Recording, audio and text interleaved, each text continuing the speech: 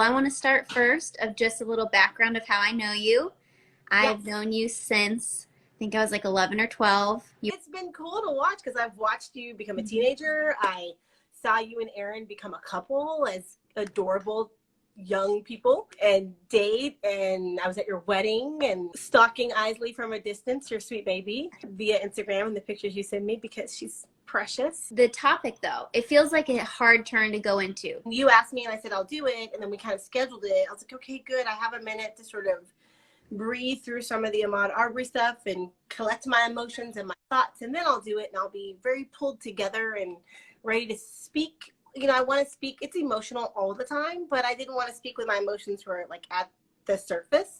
Mhm. And then this week happened, and you know, I saw first the Amy Cooper story. I saw Sunday night as I was getting into bed. Saw the video and went, "Oh, wonderful! I'm going to turn this off and go to bed." And then I woke up Monday and started just looking at news, and things started popping up immediately. And I saw the horrific video of George Floyd being killed by a police officer. And I thought, how could this be happening? And by then we had already rescheduled for this week. And I said, well, so much for doing it when my emotions are, you know, more under control, because they're here, they're right here. But you know what? That's one of the reasons I want to do it, because you know what you said before, it's a hard turn. That's our life. Our life is that hard turn. I think you shared a post that I was like, that's exactly what it feels like. You wake up, you're having a great day, and then you see the news. And once again, you're reminded of the reality that you live in. So even if you can step away from it for a few days, a few weeks, a few months, there seems to always be another incident of someone with brown and black skin being unfairly treated, murdered, killed, not given an opportunity to ever speak to what they did or their part of the side of the story. And then getting torn up by the news media in the aftermath as well. They're victims twice because something horrendous happens, and then they immediately start digging for all the possible things that person could have ever done wrong. Which I just thought, you know, imagine when any of us died, like even not from a tragic situation, just if any of us died, if someone went and dug up the worst possible things about us and began sharing them at our funeral in front of our families, like that's just not what we do, right? Right. But that's what we do when Black people are killed unjustly. We begin to look for what are the horrible things they've done. Oh, he got, you know, a ticket one time, so he was a irresponsible driver. Or he was like all of us who get tickets because we drive too fast. It's just that rhetoric that just keeps happening. It's really frustrating. I grew up with parents who were incredibly great parents, and my parents grew up in segregation. My parents are in their 70s. I was their last child, so I came later. My mom was like, they were both in their mid 30s when they had me. So they were born in the 40s. They grew up in segregated schools. When they went to college, most of the major universities, definitely in Texas, which is where they both grew up, were still segregated. So my mom went to a university in Beaumont that was in its third year of integration when she went. Her brother was in the very first class where Black students were allowed. My father started college at Texas Southern in Houston, which is a historically Black college university, which if you don't know, and a lot of people don't know, they'll see like, you know, maybe you watched Coachella and Beyonce and thought what awesome bands they have.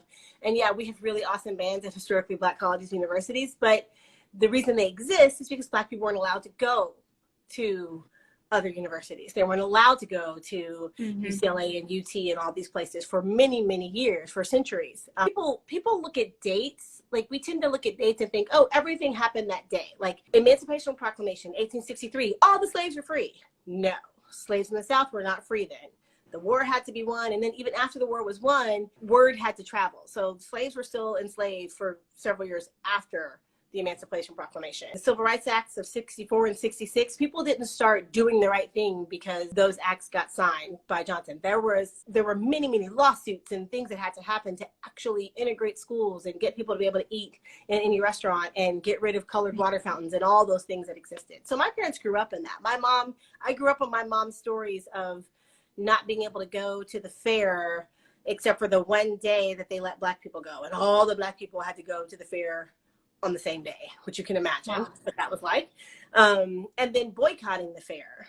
And so not going to the fair for almost a decade because it took 9 years, I believe, of boycotting the Southeast Texas State Fair before they actually finally got rid of Black Day, or Negro Day, as they called it, which is even better.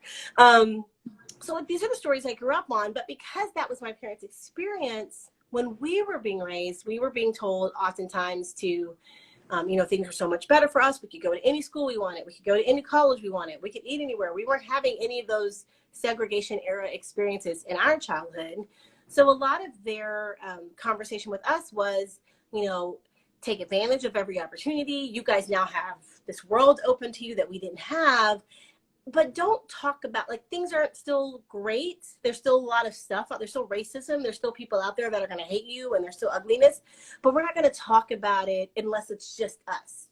We talk about that just with Black people. We don't talk about that with white people because they'll say you're playing the race card, or it'll make them uncomfortable, or we don't want to. It's almost like, don't rock the boat. We've gotten a lot, so let's not rock the boat and mess up what we've gotten. And I don't know how much of that was consciously thought through, and how much of that was just the natural progression for them in their life. I mean, their life is very different from mine. So I very much appreciate what my parents endured, and then how hard they fought for us to really take advantage of everything that was available to us. But I grew up thinking I wasn't supposed to talk about the things that were happening to me throughout my life that were evidence of the systemic racism that exists in this country. And so it's only been in the last couple of years that I just started saying, I've got to talk about this with everybody and anybody anytime I have the opportunity. Because one thing I really tuned into was most people need to know someone Black, befriend them, and begin to have conversations with them to really completely open their eyes to our experience. Most people just aren't aware.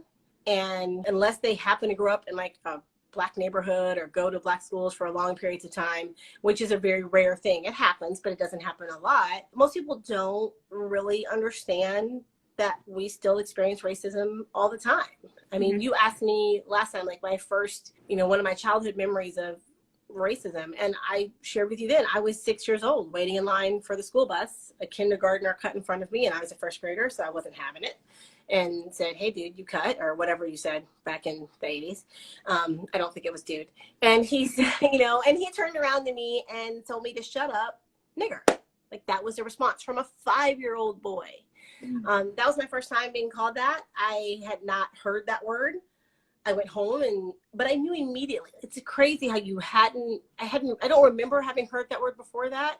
But I remember going home and saying to my mom and dad, like, I got called this today. And then seeing their face and their reactions and realizing this was really bad. Like whatever this was, it was bad. And that was when it began to unfold. And I was 6. I was a first grader. And it's been throughout my life, these little moments and incidents. But what I began to realize is I have to talk about these things. I have to share my experiences because too many people don't really get to know someone and hear their stories. And if you don't live in our shoes, you don't really understand what we experience. And if you don't get to know us and we don't talk about it, we're not going to ever help you see our experiences. So I feel called as a part of, I'm a minister, I'm called to ministry. I feel just as strongly called to share openly what I experienced as a Black woman in America with the hope of helping people see and have a different perspective. Well, thank you for that. I appreciate that. And take us through where we are right here. What is the back of how we... Yeah. So people think of racism and they think, I think when most people think about racism and Black Americans in the history, they think, okay, slavery happened and then there was like some segregation school stuff and the Klan and then like things got better. I think that's people's like very super zoomed out, small timeline view of it. Yeah, very small, you're seeing like a puzzle piece of like 1,000-piece puzzle when you're looking at it that way. So what you have to remember is an entire group of people were forced to come to this country. So everyone in America, America, it's been a really weird few years of immigration and how we've gone from like the pride of our immigrant stories to like a weird view of immigration, but that's a whole different. But I remember growing up, like the Schoolhouse Rock, video about immigration and knowing like that wasn't our story. Like we didn't immigrate. We didn't hop on a boat with hope and see the Statue of Liberty. We were dragged on a boat in chains and thousands died in that boat because of the horrendous conditions in which they were brought here. And then when they got here, they were enslaved. Okay, so that went on for centuries, for a couple hundred years. And then or 300 years, and then they're freed. But most were freed into a new type of slavery. Most slaves that were freed in the South specifically went from being slaves to the very next day working on the same land where they had been enslaved.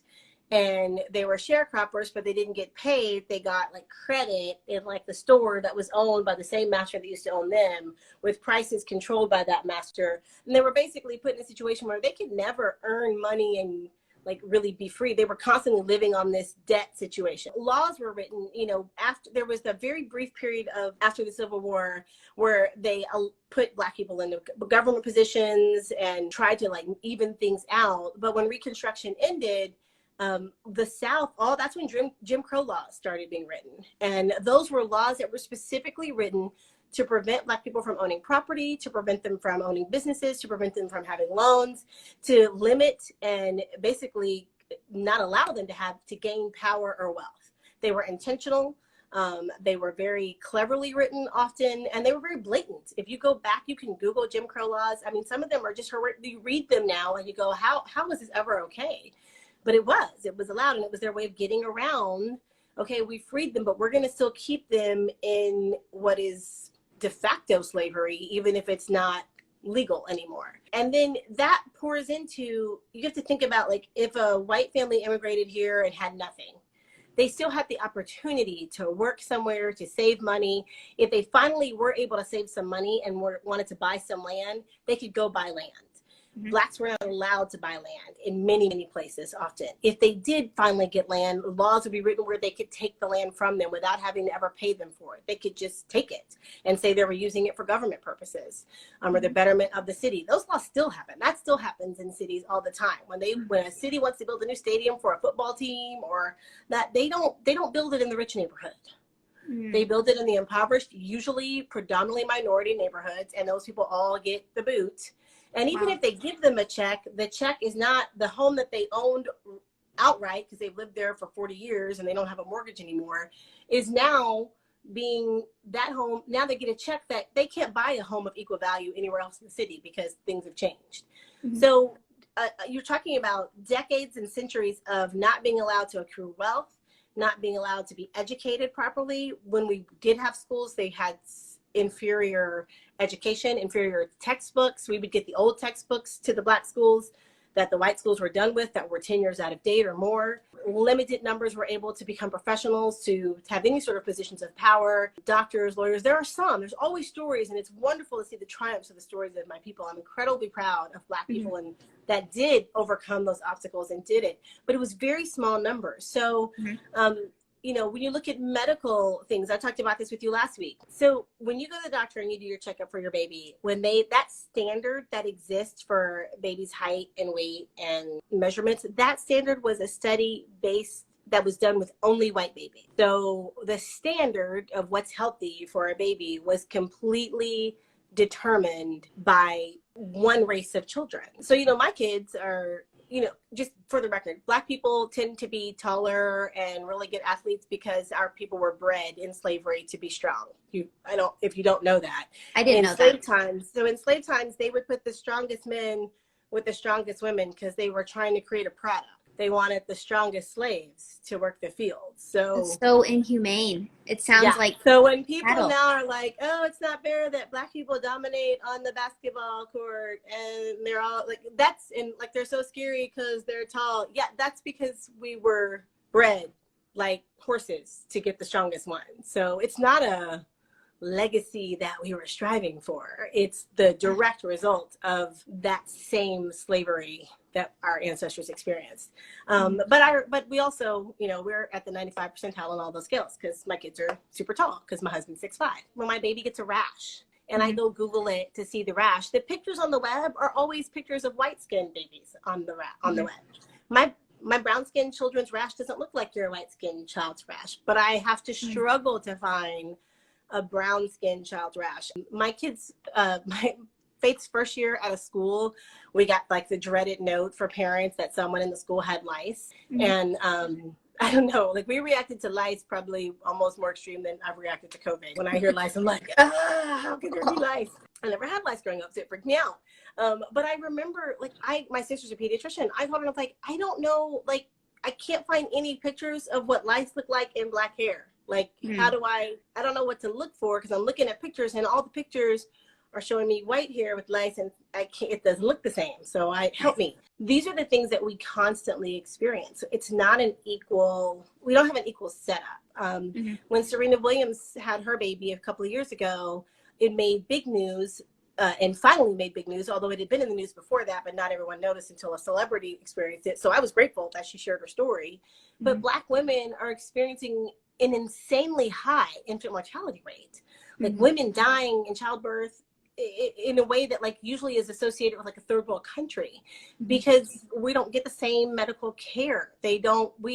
Our bodies are not all exactly the same. We have different genetic histories as people. And so there are things that doctors need to know. And some doctors haven't taken the time or bothered or care to learn. And there was definitely a time in medicine where doctors did not care to learn or weren't, because imagine if you're a racist doctor, are you really going to spend a lot of time figuring out how this disease might be different for a Black person? You're not. And we had a lot of those for a lot of years. And so when people talk about, oh, it's all equal, it has never all been equal. Even as they try to make things equal, we've never started from the same place. When I see stores, and like, oh, this store's been here for 108 years, that's awesome. But 108 years ago, most Black people couldn't have a store. So there is an element of inequality that has been woven into the fabric of this nation. And when we want to think that just saying, okay, everybody can go to the same school has made it equal, it just hasn't. It just hasn't. And people like to throw out statistics and things, and I don't like statistics that much because sometimes they can be helpful, but they can be skewed and all that. But what I do think is you have to be more tuned into what the statistics are really saying. The incarceration of Black Americans has been a direct result of laws being written that were written with harsher punishments for crimes that tended to impact Black people over white people. Like my example of that is, and you can read about this if you just look it up, it's been written about by a lot of people, about cocaine versus crack. Cocaine was a more expensive drug in the 80s. So it was the drug of the wealthy white person. And if you don't know that, you should, because almost every like TV show, sitcom, whatever, like if they talk about the 80s now, they talk about that like openly. That like, oh, that was the drug of the 80s. And I think I was watching like Brooklyn Nine-Nine, and it's like the joke about the two old guys in the precinct, how they did coke back in the 80s. Like everyone knows this. Coke was the white people's drug because it was more expensive. Crack was the cheaper version of the same root drug. I don't know my drugs that well, thankfully. But crack was the cheap one that was basically marketed to impoverished neighborhoods, and specifically African-American neighborhoods. The way the laws were written, the penalties and punishment are harsher for possession of smaller amounts of crack than cocaine. So we saw in the 80s, a huge, massive influx of Black people into the prison system, which is kind of the new slavery, because of those laws. Because where a white kid can have so much more cocaine and get, probation, a Black kid could have a very small amount of crack and get 5, 10, 15 years, much harsher sentences, all that kind of stuff. So, and then people say, oh, well, like they committed a crime, so they deserve it. Well, but if everyone in this picture has committed a crime, it's still not equal treatment of people. If you want to say to me, okay, well, like there's still more white people in prison. Yes, that's true. But statistically, there should be. This country is 72% white. It is 12% Black. Our prison system is 33% Black. Wow. Those numbers don't line up. They just don't. And you're never going to convince me that more Black people are terribly bad criminals. I know a lot of what I went to school with. I have done ministry with people, because the great thing about ministry is everybody tells you their stories at some point of the horrible things they did before they knew Jesus, which is awesome that Jesus forgives us. But I've heard some crazy stories, and I've heard stories of things people have done. And so often when I hear stories, I'm like, oh my gosh, if I'd ever done that, I'd be under the jail. Like there's no way I could have gotten off. But when you have people, when your family's in positions of power or have wealth, you can afford a better attorney. You have connections to help you get out. You can have someone vouch for you and offer to be a part of your probation experience. Black people don't have those same positions of power. They don't have the wealth. They can't afford attorneys often. So it was a party in Balch Springs, which was like East Dallas. It was a party of kids, high school kids having a party. They were dumb high school kids, so they played their music too loud, and the neighbors called the cops because that's what happens. So the cops show up at this party, and kids do what kids do when cops show up at a party. Everybody starts to scatter to leave, to get away, which if you tell me that you've ever been to a college or high school party and had cops show up and didn't scatter and run away, I'm going to call you a liar, because I think anyone that's ever done this has had that experience to some degree. Maybe it was just the campus police, but it still happened. But they scattered, they were running. So this boy was 15 years old, freshman in high school, was at this party with his two brothers and two friends. They run and get into their dad's car that they drove to the party. He's in the passenger seat of the party, and a police officer fires his rifle into the passenger side window 3 times, shooting this boy in the back of the head and killing him. And the story that was told initially, when the first reports were coming out, the stories that were told from the police chief of this office was that the car was backing towards the police officers. But then the police officers were wearing body cams, thank God. And the body cams showed very clearly that the car was driving away. These boys were just trying to leave. They were trying to leave the party. The story came out 2 days later. The parents and the family and friends were holding a vigil at the high school demanding this officer's arrest, because he had not been arrested. And he was arrested a few days. He was suspended the next day, or put on administrative leave, which I still think is a very nice term, administrative leave. They don't say that as much for us. And then he was arrested 2 or 3 days after that. At his trial, his defense was that he felt like his partner was in danger, that the car was driving towards his partner was in danger, or the other fellow police officer. I don't know that he was a partner. But the officer that he said was in danger, when he testified, his testimony was that he did not feel that he was in danger at all, and which is why he did not fire his weapon. So this officer was actually convicted, and I think he's serving 10 years, or he was sentenced to 10 or 15 years, which I still not sure that's enough, honestly, but because you killed a child. And usually when someone kills a child, everyone's like, oh, he should get life. I mean, I live in Texas, so everyone's like, you should get the death penalty. That rarely happens in these cases. Really, we were just amazed to get a conviction at all, because that so rarely happens. So it's not even an equal conviction situation. And so I compare that story to the rich white kid in the Dallas area who was insanely drunk and killed 7 people in a drunk driving, including there was people pulled over on the road, and a youth pastor or someone had pulled over to help them, and he plowed in these people and killed kids that were in his truck, and kids paralyzed. And their defense was that was the affluenza kid, that he's been so wealthy and he has had such privilege that he doesn't understand what's wrong. So, and he got probation, he got, rehab. And I think he went to jail for 2 years. But when I think about these situations, when I look at, George Floyd was the story that we've been told is that the police were called for a forged check. Now, I don't know about you, but I'm not losing sleep at night over the forged check criminals getting away. As a mother, top of my list is get all the pedophiles, and let's get people, rapists, murderers. These are the criminals I really want y'all focused on. I get that forged checks are bad, but in my scale of where I want the police focused, it's not really the top of my list. But this man, it was a forged check is what they're telling us was the situation. And if he was resisting arrest, whatever the story is, I don't understand how you end up kneeling on the neck of a man that it not even being arrested for a violent crime. But I posted this week. Patrick Kusias, who's the white 20-year-old kid from the Dallas area who drove down to El Paso with his civilian-style AK-47 and walked in a Walmart to start shooting Latino people because he doesn't think they belong in our country, and killed 20-some people, injured another 20-some people, but they managed to just arrest him. And I just don't understand. And this is where I don't understand how anyone cannot see that inequality. The kid who I don't want to remember his name, who shot the people in the church in Charleston, they arrested him. Yes. But Black people who haven't necessarily done anything or are unarmed, Mhm. aren't carrying semi-automatic weapons, are being killed. They can't just be arrested, they're killed. It's not equal. It's not the same. And we live in fear. We truly live in fear that we will be falsely accused, wrongly accused, in the wrong place at the wrong time with the wrong person or cop, whichever one, and things will go terribly wrong.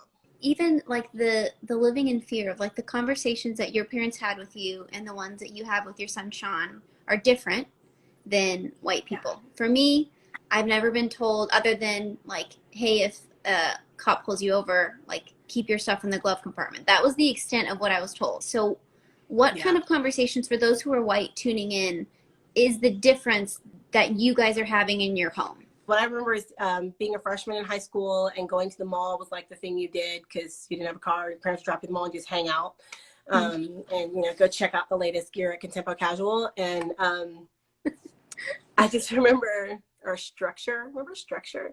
Anyway. I don't. You don't. But someone watching this. I just remember my dad saying, now listen, I'm going to let you go. I'm going to let you be with your friends, but you can't do the things that your friends can do. Don't break rules. Don't act crazy. Don't be disrespectful. Don't do any of those things because you will get into trouble in a way that they will not. And that resonated. I knew enough by then at 14. I knew what he was telling me was true. I knew I wasn't held to the same standard. And so I didn't. And I remember we were at the mall one time going to the movies and our friends were doing the thing where you pay for one movie and then you just go to another movie and you don't pay for the next one. And everyone thought that was such a cool thing to do. And I was like, oh, I can't do that. I got to go buy another ticket. And my friends were like, that's the whole point. Like, I was like, no, I can't do that. Y'all can do that. I can't do that. And I wish I'd had the mindset then, but I was definitely still in that self-editing mode then. I didn't explain to them why I couldn't do it, but I knew in my mind, if we did that and got caught, I would be arrested, most likely.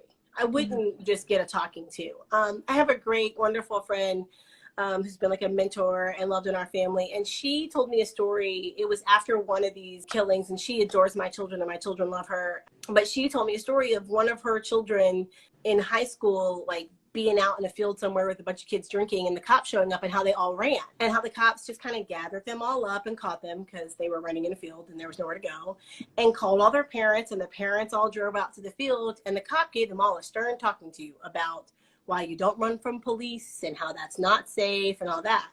And she was telling me the story because she was realizing if my kid had been Black, I was like, oh, there would never have been a stern talking to, and they wouldn't have been calling you out to talk. They would have been, at best, arrested. At worst, someone would have been shot. Like, we don't get the stern talking to. We don't get the second chance. We don't get the grace, the warning. It just doesn't happen. And so, you know, when I learned how to drive, my dad was like, if you get pulled over, you keep your hands on the steering wheel. When the cop comes to the window and you wait for him to get to the window before you roll it down. You don't reach for the glove compartment until you tell him when you're doing that. Like, yes, sir, I will get my registration. My insurance is in my glove compartment. I'm going to reach for that now, sir. And I still do that now. I haven't been pulled over in a while, but when I get pulled over, I do the whole, yes, my insurance information on my phone is in my center console. I'm going to reach for my phone now. I narrate out loud every step that I'm taking to be certain that he doesn't think I'm reaching for something.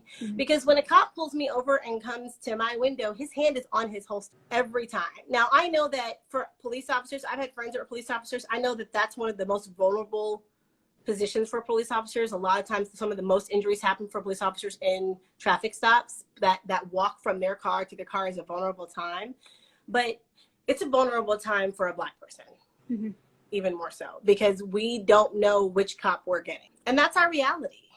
And that's our reality all the time. My husband, jogging in his neighborhood, used to have cops like just kind of slowly follow him because he's a Black guy running in his neighborhood until he would get to his duplex and go back inside when they realized he lived there. People not getting on elevators with us, people clutching their purses, locking their car door because we're crossing the crosswalk with our kid in a stroller. Like, do you think I'm gonna rob you? I've got a screaming 2-year-old in the stroller. I'm just trying to get home at this point. Like, and find the dadgum sippy cup that we lost. That's all I was trying to do. But you're locking doors because apparently we look threatening. I mean, this is our reality all the time. So when people want to say to us like, oh, you're imagining it, or it's not that bad, it is that bad. It's that bad all the time. We just don't let it out all the time. Like the level of anger that I think lives in most Black people is so high, and the amount of work that we have to do every day to not let that spill over, I think is beyond what most people could imagine, which is even now, like with riots. Like I hate seeing riots. I hate it because the horrible thing with riots is it allows people to say, well, see, that's why they're blah, blah, blah. It feeds a negative narrative that's out there. But I saw a great post. I think it said, when you see people rioting, riots are the language of people that aren't being heard. Like when they can't get heard, then that's all they know to do at that point. And I think there's truth in that there's a reason the riots happen in specific neighborhoods. These are people who have the least amount of voice amongst us. And so for my children, I mean, I was sitting with my daughter tonight and she was like, what are you doing tonight? Why are you getting dressed? Because, I was putting on makeup, which is like a rare occasion now. And I say, I was like, I'm going to talk to Haven. She was all excited for a minute because she just wants to talk about you. But then she's like, what are you going to talk about? I said, we're going to talk about, what it's like to live in America as brown people. And she's like, oh, like how people, like those laws that they made after slavery, because we were just talking about Jim Crow laws. I'm kind of slowly educating them and bringing them up to speed. I haven't gotten to like, it's still bad for you, because they're 5 and they're 6, and I'm just not ready to, those crushing words I'm not ready to let come out of my mouth for my children yet, but I'm just kind of building the foundation. So we've talked about slavery, and then we've talked about how people still weren't okay with Black people having freedoms and rights. And so how laws were written. So I was like, yeah, we're going to talk about that kind of, because she knows her grandma's told her that she couldn't go to school with white kids. And my daughter just starts naming like all her friends, like, isn't that crazy? I wouldn't be able to go to school with Caroline and with Gracie and with, I'm like, no, you wouldn't. None of those people. Right. And for her, it just sounds all nuts. Like, what was wrong with people back then? She's right, still got that wonderful 6-year-old perspective that's absolutely dead on right. I want to know, what are tangible ways that white people can be allies and part of the solution? So educate yourselves. Like, that's the biggest thing. I think it's so important that white people learn and know and understand the history of our nation. And don't get defensive about it. Like, it's okay to say, this is the truth of, this is the history of our country. We can't rewrite it. We can't change it. It's reality. So what happens is everyone gets defensive and wants to quickly say, I'm not a racist, but that doesn't help anybody. What's important is for people to say, okay, what happened and what's still happening? So educating and reading books. There's so many great books. I have a couple with me. I don't own all the books that I recommend, because sometimes I'm a library girl, and someday yes, you read a lot. I love your recommendations. I'm a big reader. But I do have Eric Mason is a pastor in Philadelphia who specifically does urban ministry, and he's amazing. And he's a friend of mine, but his book, Woke Church, is really awesome. It's a great book. He wrote this book with white Christians in mind. Like, to him, this was his book it actually, that's the subtitle, An Urgent Call for Christians in America to Confront Racism and Injustice. And it's a wonderful book that talks about dealing, what you can do in the church environment. Another book that I think white people should read and educate themselves with, that I highly recommend, is The New Jim Crow by Michelle Alexander. I found it. Last time I couldn't find it, but I found it. Yes, I remember you just saying.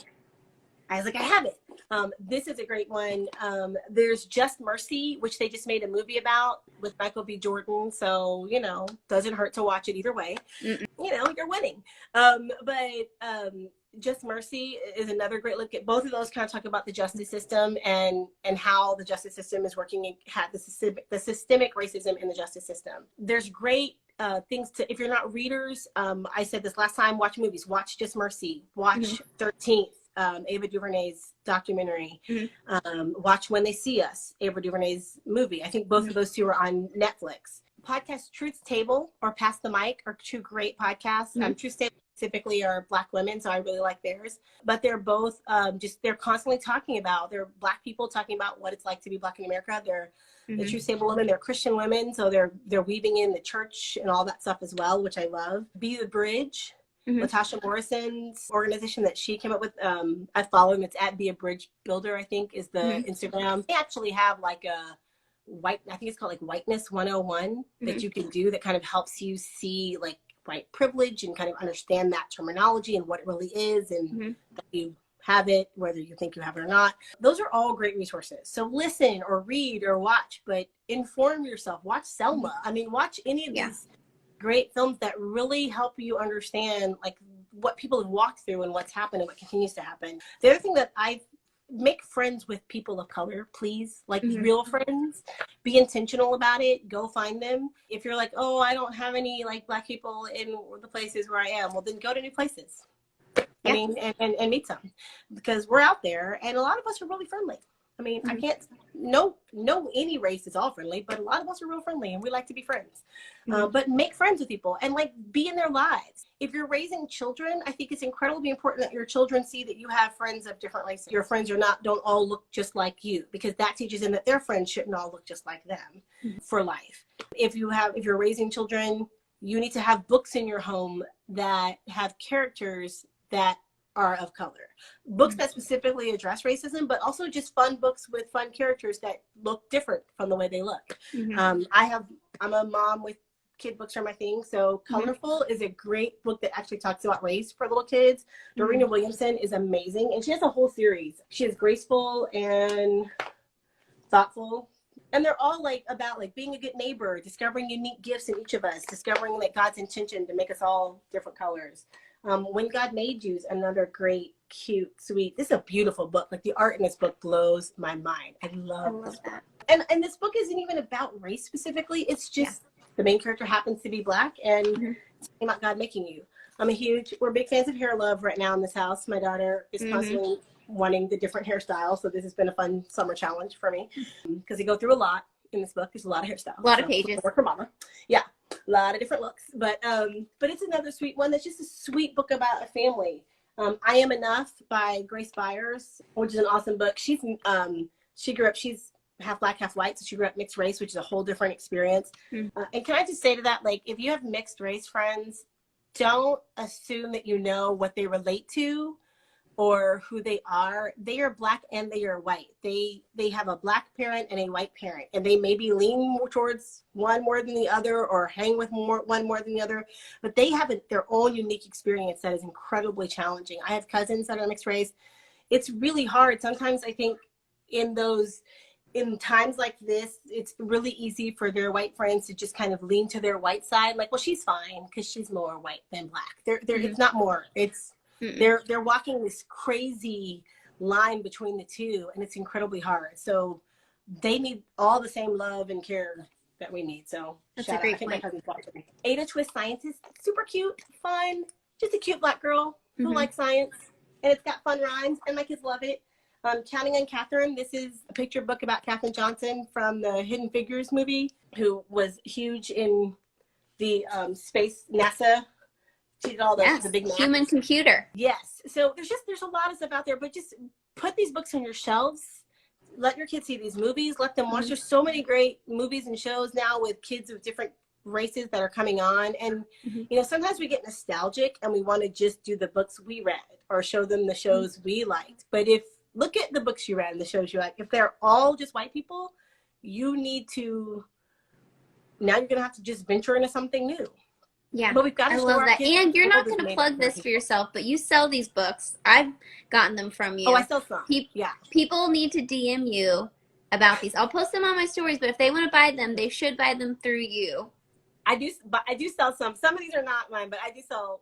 The ones that you do are really great. I'm a book nerd, and I love my babies, and I sell books that are fun, and they have some really great. I'll plug that for you. I guess the last thing I want to say is that it's my hope and my prayer that when I tell, it's a very vulnerable place to talk about this in a public space, because there are so many people who seem to just be waiting for us to speak so they can attack back. And so, but I decided that it's worth the risk in my life, in my career. If someone doesn't want to book me to speak at their church now because I'm speaking out about these things, it's still worth it, because what I cannot do is ever look at my children in the future and tell them that I do everything I could to talk and change the world that they're growing up. I'm going to have to tell my children the kind of world they're growing up in, and it's a painful world, and it's going to be a painful world for them. Right now, my daughter still hears these stories, and my son, and they take it they're still in that logic phase of life, but there's going to come a time where it's going to penetrate their heart and it's going to hurt. Because it happened to me and it happens to everyone Black. There's a moment where you realize you're not viewed the same and you begin to question your own worth. And to me, the best way that I know to help them never question that they are image-bearing, God-created masterpieces is to speak out as much as I can against this sinful state that has been a part of our nation since its inception. So that if for no other reason, if it's just for my two children, I just want my two children to know as they grow up that I don't care what anybody else says. My mama told me that I am worth just as much as anyone else. I need them to know that. So I'll be vulnerable. I'll speak. I'll risk whatever I'm risking to do that. Because they're my babies and it matters. And there's so many babies out there.